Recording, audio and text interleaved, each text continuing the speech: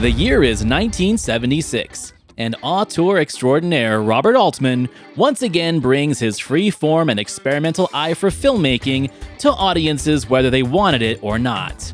Always divisive, Altman showcased a latter-day career Paul Newman as Buffalo Bill, but rather than show him as a frontier legend we all know and love, he shows us an entertainer, a huckster, and a man crumbled under his fragile ego. Not one to stray too far away from his calling cards of ensemble casts, wandering camera work, and offbeat characters, Altman delivers a film destined to be appreciated by only his biggest fans. This week on Back to the Balcony, we cover 1976's Buffalo Bill and the Indians. Gene Siskel and Roger Ebert, two titans of cinematic review. Sometimes right, sometimes wrong, but always captivating. Your hosts Antonio of the Cult-Worthy Cinema Podcast and Justin Henson of the Movie Wire are here to take you back to the balcony.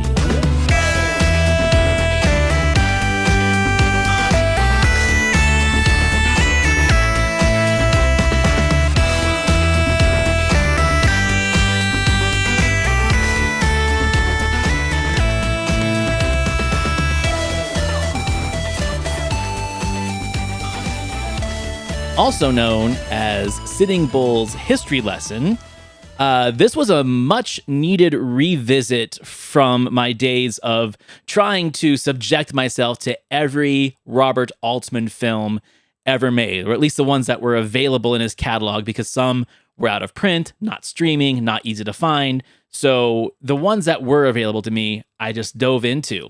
Some of them I watched repeatedly. Others I didn't absorb the first time.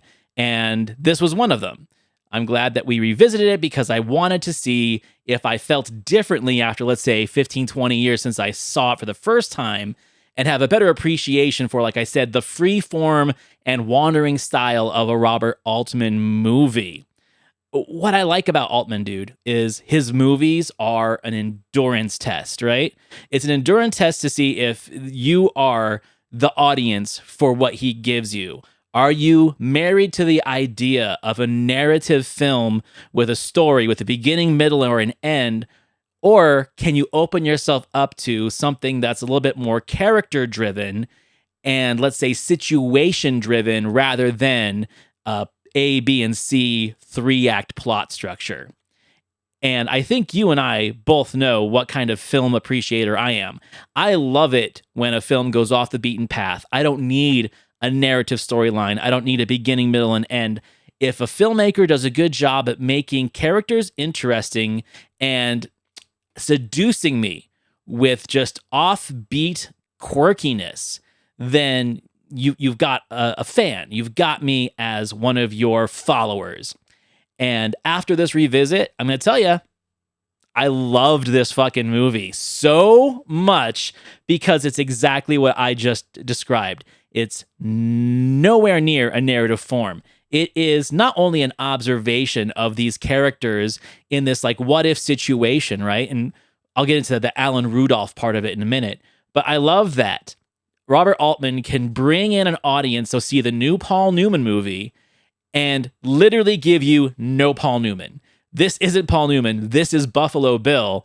And this isn't a Western. This is like some weird performance art piece. And he's just fucking with the audience, and I love it. But I know that you have different tastes than I do. So how about you go ahead and tell me what your thoughts were about this Robert Altman experience? We are going to have some disagreements here, but at the end of the day, this is an Altman fan film. This is the ultimate Altman film where we've had this discussion before. I'm a fan of not the hand-holding of the characters. I'm a fan of not hand-holding during the story. And this, to me, I'm going to contradict myself quite a bit in this episode, I'm sure. And we get a lot of that. And Altman is notorious for poking fun at history, poking fun, utilizing characters to prove a message. But at the end of the day, this one, even given to this exact second, I don't even know how I feel about this movie because I am teetering back and forth. I watched it twice today and I can appreciate it, but at the same time, I keep going back to the negatives of it, of I don't get enough. And that's different than what I felt from a lot of different Altman's films, where we do kind of can read between the lines. But here, it feels like this movie was intended for a different director, where it doesn't go far enough. And I know that's naughty to say about Altman because that's his intent, is to kind of go in between the lines with his characters to kind of drive that story. But here, it just feels like a lingering question mark of it needed more. It needed something of a forte to kind of push the messaging. And this is where I'm going to contradict myself again. I, at the same time, loved it about this film that it doesn't. So it's going to be one of those I'm going to go back and forth on it. But the one thing I will say that I loved about this movie is Paul Lohman's cinematography. I love the look of it. I love the tone of it. I love the feel of it. But between the characters and Altman's direction, it just didn't connect for me. And that is a perfectly understandable and acceptable response to a film like this. You know, it's funny too when we get to the critics, because first of all, to clarify, they didn't do a full episode on this. This was included in a best of 76. So this is early in their career, right? And it's really interesting to see like this fresh-faced Gene Siskel with his little mustache with a lot more energy than he had later on. Roger Ebert with his big hair, not grayed out yet. Like, it's fun to see them young and excited about movies. And I wish there was more of them talking about this, because a different film critic reviewed it for the Tribune. So, like, it really wasn't even a full review from Roger Ebert at that point. But that's besides the point. I think the thing that I really like to focus on episodes like this and films like this is the fact that a film like this just couldn't be made today. There isn't a director like Robert Altman today. People would turn their nose up at this kind of stuff. Literally the year before this film came out, Altman had one of his biggest successes with Nashville, which is like a 3.5 hour long, almost like a documentary of these fictional country western singers. And it proved how well he worked with a large ensemble cast with very little for them to do. Now, going back to the Alan Rudolph part of this conversation, I had the pleasure of interviewing him during the middle of 2024 about his adaptation of Breakfast of Champions. And that's what got me excited about revisiting this film, is he wrote most of the screenplay for this movie. And the reason why Altman gave it to him is because, you know, he was this young Hollywood writer, and he was really good at just writing characters without having to focus on real plot structure. Now, this is based off a stage play that is very structured, very first, second act tale of Buffalo Bill and his show, and, you know, his fragile ego and how that crumbles at the end. And Altman wanted him to throw that away and say, I just want to know about the inner workings of this frontier huckster, who was essentially like a snake oil salesman, but with entertainment, telling fictional accounts and hyperbolic accounts of things that happened in Western history, but from the perception of the white man. And then bringing Sitting Bull into this show, because he was, like, you know, out of being a real warrior and having to live his life by white man's ways, and how those two lives would interact and how these two different cultures would interact from the viewpoint of, like, okay, this guy was a legend, but we're literally turning him into like a rodeo clown. I think when it comes to it, you kind of nailed it, because in no argument is it going to be about the screenplay. Rudolph does a great job. At one point, I even closed my eyes just to listen to the dialogue. The dialogue isn't the problem here. I enjoyed it. I loved where it was going. I loved the interaction between the characters on the spoken word. But I'm going to go back, and I'm probably going to get some backlash on this is where the Altman direction doesn't match the words, because we can hear some brilliance in conversation. We can see the situational pieces occur between all these characters. We can see, again, the tone and everything working together. But when it comes to Altman's direction on this, I don't think this was the right project for him, because I think there is a lot more in-depth things that happen. It could go two different ways in a fork in a road. You can have the dramatic messaging that we can read between the lines, which is brilliant. And then we have the situational piece of the stage play, or the event, if you will, of everything that is the result of the dialogue. So I think when it comes to Altman, I think he nails the situational pieces, but I don't think he really supports the vision of the written word. I can see how you would think that. And the written word, we have to remember, doesn't mean shit to him. There's a very famous story about when he was directing MASH, and MASH was like his first real big studio project. He had done a few films before it that were, let's say, getting your feet wet in filmmaking. He already had a very vast television career, 30 minutes, or the Colgate Theater that was like 40-minute shows. How can this dude handle a 2-hour thing? So the MASH screenplay was actually very structured, and studio bosses and the screenwriter himself were losing their minds because he was literally telling the actors, don't wait for the next guy to finish his sentence. You guys can talk all over each other. That's how life is. There are people, especially in hierarchies, if there is a commander or an officer who is just going to start talking over the people below him. And so MASH feels like controlled chaos because the screenplay doesn't even matter anymore. If you run out of words, just say more words. And I feel like this is the same formula he used for MASH, especially when we're getting introduced to all the characters like in the first 20 minutes. We've got Joel Grey, we've got Harvey Keitel, we've got Kevin McCarthy and Burt Lancaster and Geraldine Chaplin, like this amazing cast. As we are being introduced to them, you better be paying attention because they're literally saying people's names and brief histories while they're speaking over each other.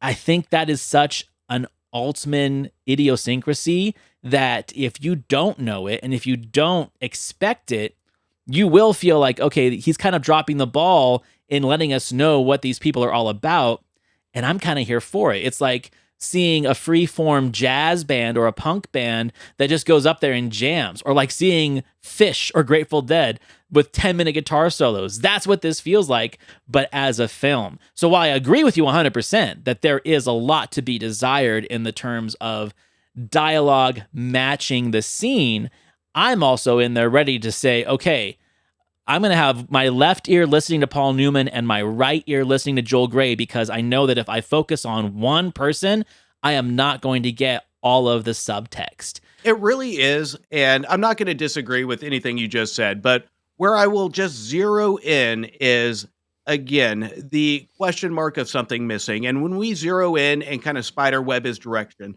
and we go into the appreciation. I know what Altman's trying to do, but we just feel like we should have something more given the story. And even if we take our Paul Newman character, our Buffalo Bill, it feels like he wants this character. If we're looking at Altman to poke fun at the historics of this character, to go further, to be more egotistical than what we see him deliver, this is a character direction that I think is one of his more faulted movies, where we don't get enough from the actual characters.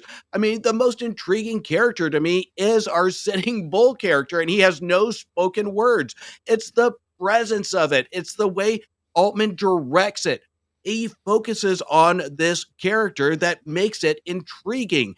And again, we miss that topic of why this character is intriguing is because Altman is making him intriguing based on his direction, but we don't get any other emotion out of the character direction from Altman with any of the other supporting cast. So I think that is just a fault in the storytelling of it. But again, I will contradict myself. I can appreciate and I can analyze this movie, and I will probably analyze this movie for the next 2 weeks, trying to figure out what the intent is. And I think it's not about messaging here, because we kind of get the in-your-face climax of messaging in a way that Altman can only do, but there's no build to it. So I think the intent is the big question mark that I have a problem with this film, especially when it zeroes in on the character direction to prove Altman's point. I think there's something really fascinating about how the Native Americans are represented as almost they have like a hive mind. So Will Sampson plays Halsey, who is the translator for Sitting Bull. But is he really the translator, or is he really like the brains behind the operation? Because like you said, we never hear Sitting Bull speak, except for like when he is saying things in his native language during one of the performances, which is, lost on the audience, and that's intentional.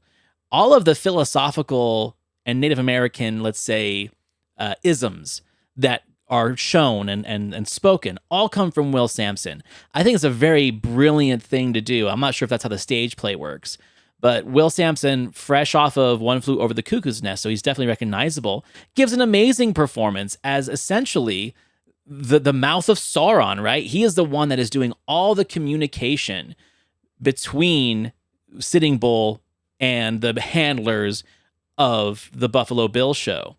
But what I like about it is that there's a very central, streamlined wave of thought coming from Halsey and Sitting Bull's, spoken mind, essentially, compared to the utter chaos and buffoonery of the white man in Buffalo Bill's show. You got Joel Grey as the producer, you got Harvey Keitel as the nephew, Buffalo Bill himself, of course. Kevin McCarthy is like one of the main kind of entertainers of this whole show, and none of them have a coherent thought between them. It's all jumbled. It's all mixed up, and they're trying to put the show together, and the natives are so organized and focused on everything, they seem like completely outlandish and ridiculous to these chaotic white guys. Now, obviously, that's an intentional move by the director and the screenwriter, and how it comes off on screen, I think, is fascinating because it makes the mysticism of the Native Americans, which are already very mystical in my opinion, even more so because it's just leaving these white guys dumbfounded. And the quirky characters that Rudolph in his writing and Altman in his direction, for example, Paul Newman, you can tell that he loves this performance because how many movies have we seen Paul Newman just be Paul Newman?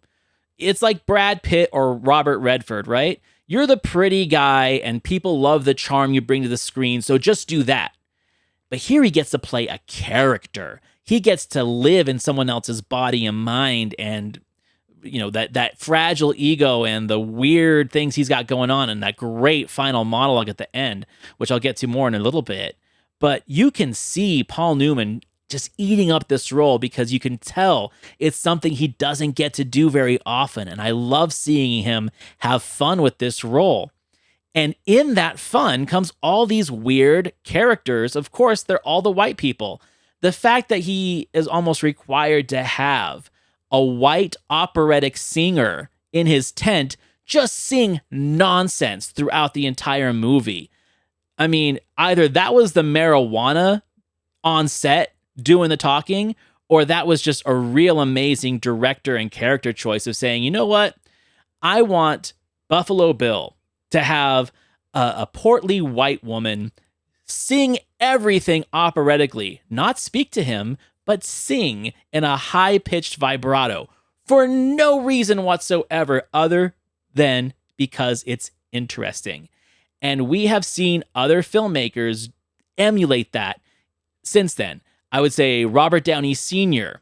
in Putney Swope with the Japanese characters that light firecrackers, which Paul Thomas Anderson emulated in Boogie Nights during the scene with Alfred Molina, where you got a guy just throwing firecrackers in the background for no reason. It's a distraction that leaves you so puzzled as to what you are watching, you can't help but be intrigued. And this movie is full of those. I just think that there is so much more to this as a movie that can just be looked at as like some weird sideshow folly piece. Like, what the hell was Altman thinking? But like, I'm on the ride for that. So yeah, I agree with you that this is a hard watch for some people. But like I've said in many other episodes, this just tickles that right bone for me, where I am so fascinated of the why. And it's the why that draws me in, and it's the why that makes me want to watch it again. I should have watched it a second time like you did. I need to watch it more. I haven't gotten all of the messaging that Altman's put out to me yet, and I can't wait to revisit it. Well, I will 100% agree with you because this movie isn't going to be one that it's one, two, and done. This is one that has enough nuggets in it that I am going to continue to watch it because there is so much hanging fruit here that I don't think I will do this movie justice without seeing it a couple more times. Because this one, you can't just watch once and call it a fair assessment. But I will say this that on the top of my notes watching this, the opera singer drove the fuck out of me. I was going nuts. I hated the opera singer, but after I watched it the second time, this is where I zeroed in and took a little bit away from because this is a movie not about characters, but about communication through history, where we get a lot of the singing from the opera that's kind of setting the scene for Bill. Then we have the interpreter, like you spoke to, but there was a scene that it really did connect the dots with me towards the climax where we get the president and uh, we get Sitting Bull talking in his native tongue, and the president says, I didn't understand a word he said." And there's significance to that because if we look at communication today, there's so many various fast pieces of communication. But when we look at the timestamp here, this is where we can actually overthink it a little bit to say, how was communication like this here? And this is where we have the Buffalo Bill character really take ego over communication, is that his communication is better. The white man's communication is better. And we don't really listen to what the interpreter's saying. And you're right. It could be what he's saying, or he could be playing chess. We don't know. But it's the emotion put into the dialogue of how we translate those words of significance. So is the spoken word to our main characters important, and are we speaking with passion? So I think there is a bigger aspect here of how we communicate during this time and through time. So watching this movie today, I think there is a big significance of looking at the communication piece of it, taking it away. So, I mean, and again, that's just a little nugget that we can take away. And there's going to be a lot more that's going to tie the dots the more I watch this movie. So it would be unfair to me to say this is a bad movie. It's not. It's not a bad movie. It is a deep movie if you are, like you said, you're patient and you pay attention to what's happening on screen. I love the idea that both Rudolph and Altman are using, let's say, Buffalo Bill as an analogy or a metaphor of like the modern day, or at least modern day of this time, 1976, rock star lifestyle, right? Where everyone is just very eccentric and self-destructive. You could say that Buffalo Bill is the equivalent of a Jimi Hendrix or a Mick Jagger trashing hotel rooms, or having, like, you would picture Mick Jagger having an opera singer hanging out in his hotel room and singing nonsense while they're all drinking their asses off, right? Like, I feel there's a definite connection of them saying this is the rock star lifestyle of this particular era, where frontiersmen don't really exist anymore, so they're sideshow follies. This is the new rock star of that time, right? That, I love that analogy, and that's where the fragile ego comes from. And that brilliant final 10 minutes of the movie where we find out that Sitting Bull has been killed in an escape from like a prison situation, and Paul Newman, in a very theatrical setting, like it almost looks like it could be a stage play. It is based off a stage play. This big, wide shot of this, frontier cabin set of Newman wandering back and forth across this living room and bedroom area. And everywhere he turns as he's soliloquying, he sees the ghost of Sitting Bull in every frame. He turns to the stairs and he's on the stairs. He turns to the kitchen, he's sitting at the table. He turns to the bedroom, he's standing by the door. That moment is so different than the energy of the rest of the movie, and I love that's the way that they chose to end the film, because it does show the fragility of this boisterous character, and that even though throughout the movie we see him show nothing but disrespect to Sitting Bull, Halsey, and the rest of the natives, that now in this moment, like, is closing off the movie, and he knows that this legend is no longer with us, that he's finally paying his respects to him, not just as an entertainer, but as a warrior and as someone to look up to. I mean, that got me. Like, I'm not going to say I teared up, but when the hair on your arms and the back of your neck raise from the emotional intensity of that scene, like I said, this isn't Newman playing cool guy Newman. This is him playing a character, and it just showed how good the guy really was at his craft and not just being the sexy movie star. Great scene, great ending for a film. And I think the biggest part of the arc of the Newman character is when we actually get that photography scene where everybody's grouped together and you're kind of going back and forth with where Sitting Bull's going to sit because he can't stand next to Annie Oakley and all this. So I think that is a moment that was the pivotal moment of what's going to lead to that emotional element towards the end. My problem with it is it wasn't until that moment that I connected with the climax. So we can take that stardom, if you will, of this figure, but that is the issue with it, is I don't think we get enough of that. We wait for that singular moment to say, this guy's a dick. And Right. that's where we really connect with who we want to root for, if you will. And it's not going to be the Buffalo Bill character, because right when you kind of take your stardom, and we can relate that to today, where you use your power to kind of place the chess pieces to move people around, integrate people outside of the white man. This is where it really does have a relatability factor of, I hate this character. I hate the way he's treating these people. And that's where it really does have a connection with the viewer. So, but it takes, for me at least, that moment to really hit home for it, where you're actually controlling where somebody is sitting, where somebody is standing. And that's where I think this movie could have used more of that to really prove this point. But again, with an Altman picture, you're not going to get that throughout. So that's my contradiction in this statement. And before we move on to the critics' review for the show, I got to say that I loved the score.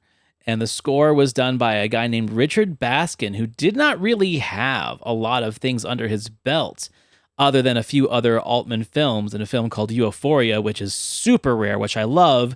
But he was the musical director and soundtrack producer for Best Little Whorehouse in Texas, so there is a connection there. But once again, like, that whimsical freeform music to go with a whimsical freeform film, you wouldn't think would work on any other type of project other than an Altman project, because, like I said, the controlled chaos of that guy is what made him so unique and memorable. And this is a film that was lost for years, man.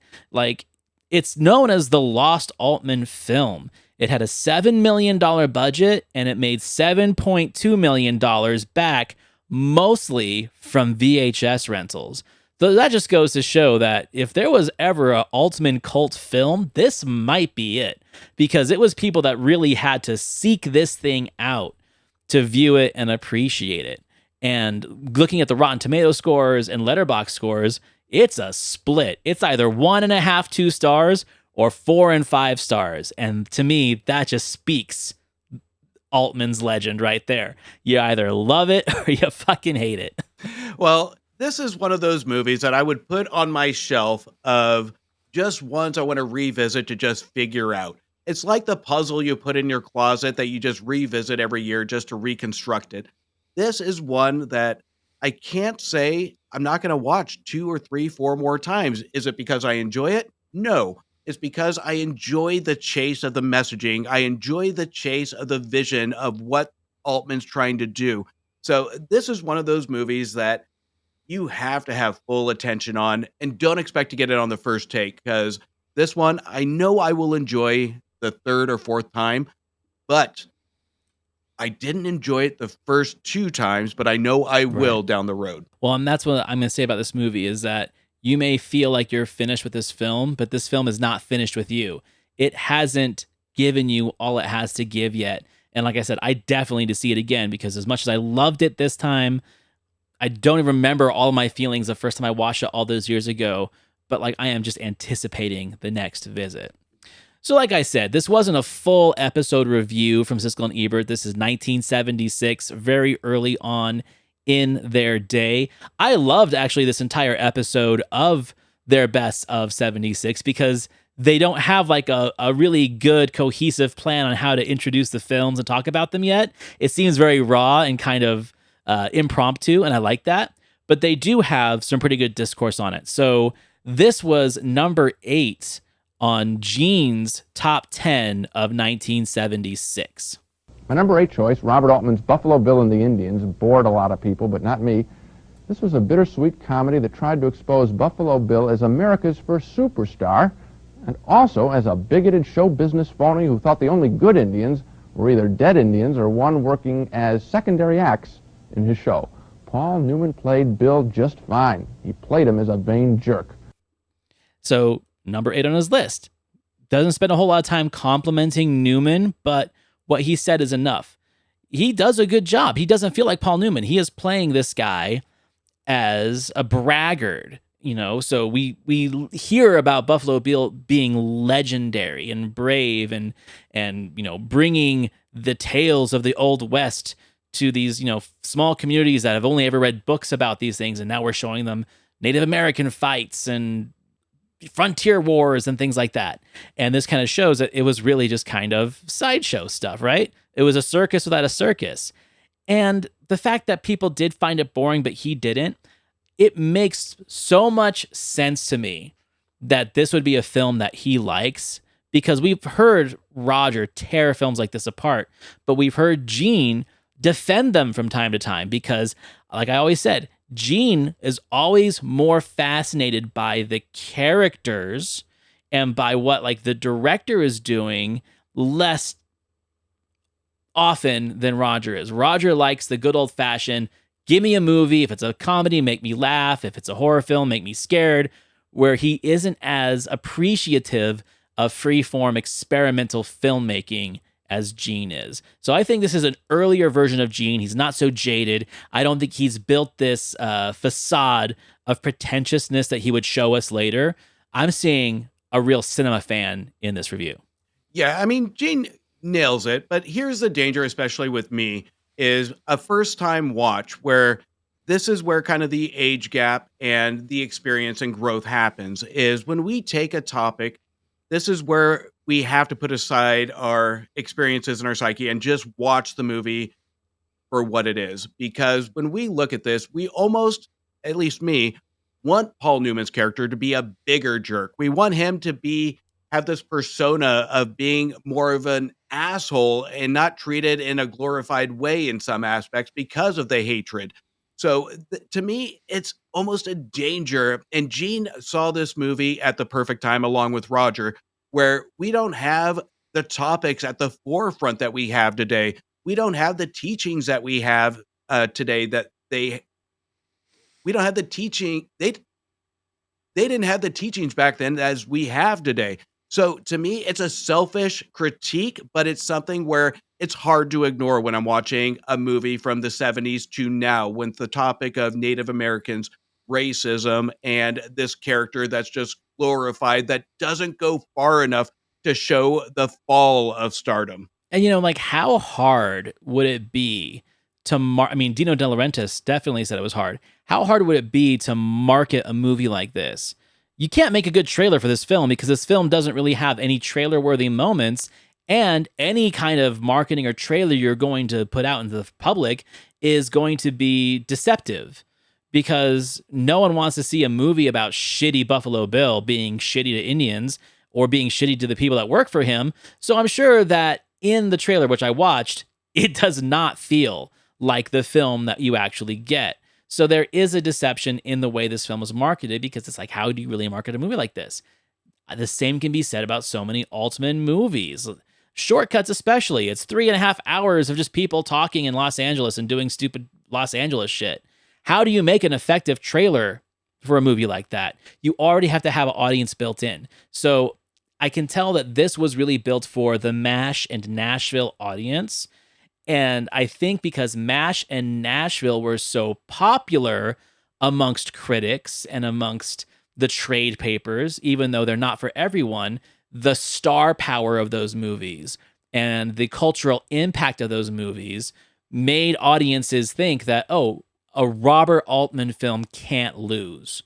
7% solution, witty, sophisticated, the man who would be king, a lot of fun, but I cannot agree with you on Robert Altman's Buffalo Bill and the Indians. What didn't you like about it? Well, first of all, because it was a disappointment stylistically from Altman, who I think is really one of the most exciting American directors, and I thought Nashville was the best picture of last year, but I didn't know what he was trying to tell us this time, and I'm not sure he did either. Oh, I think it's pretty clear he wanted to show us that this guy was a buffoon and that he was exploitive and that the whole business of entertainment started back even a century ago. But he buried the buffoonery and the character and the business of entertainment in such a complex stylistic muddle that it was very hard at times to figure out what you were supposed to be looking at or what you were supposed to be responding to. Somehow I knew. Somehow he knew.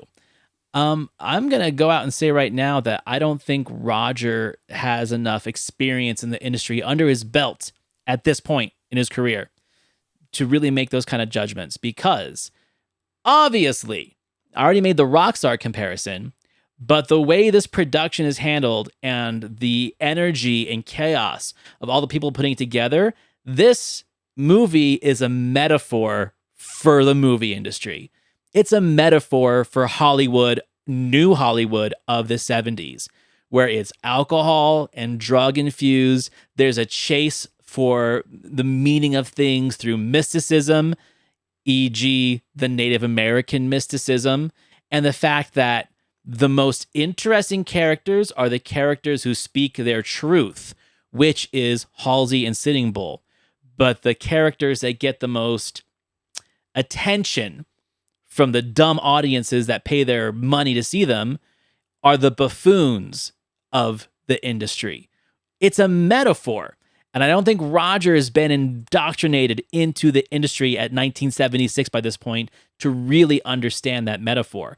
Make this movie 10 years later, he'd probably be the one preaching about the metaphor and the idiosyncrasies that are pretty much identical to the film industry.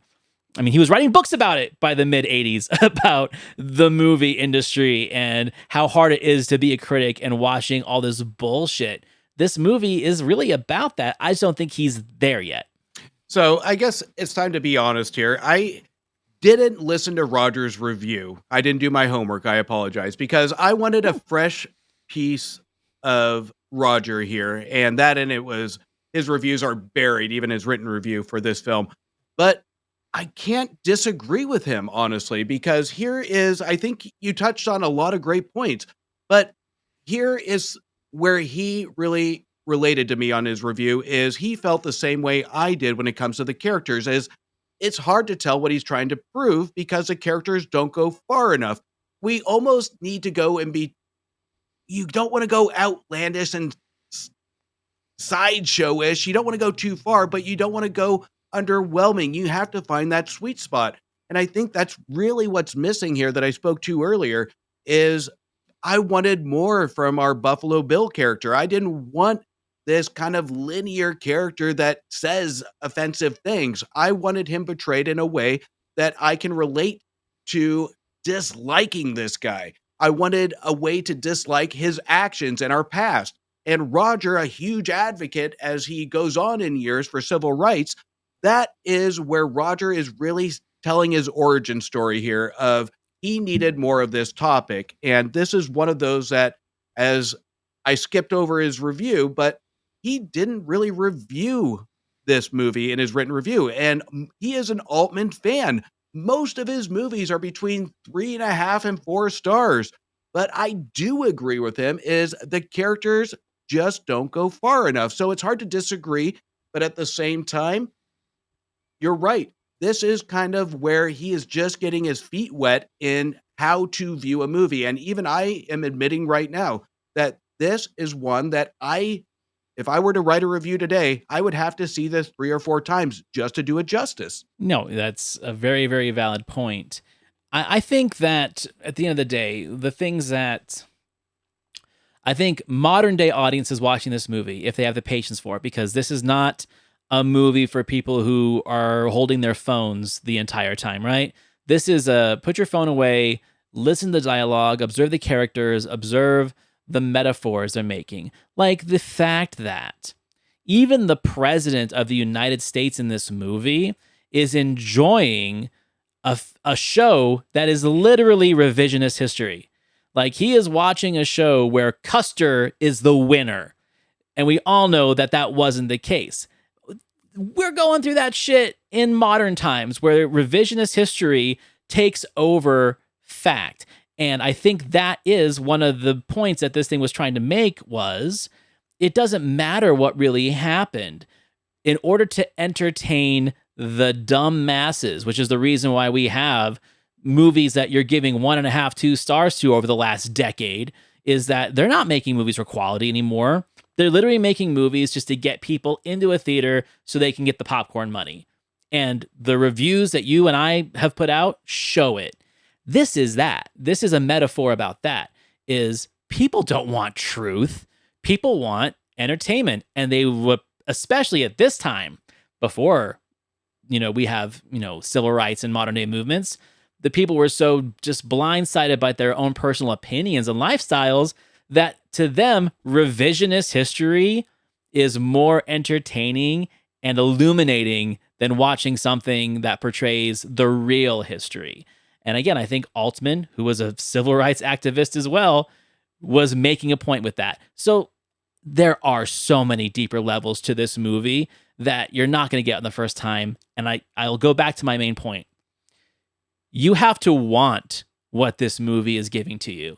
You can't just sit there and accept it. You have to want to accept it.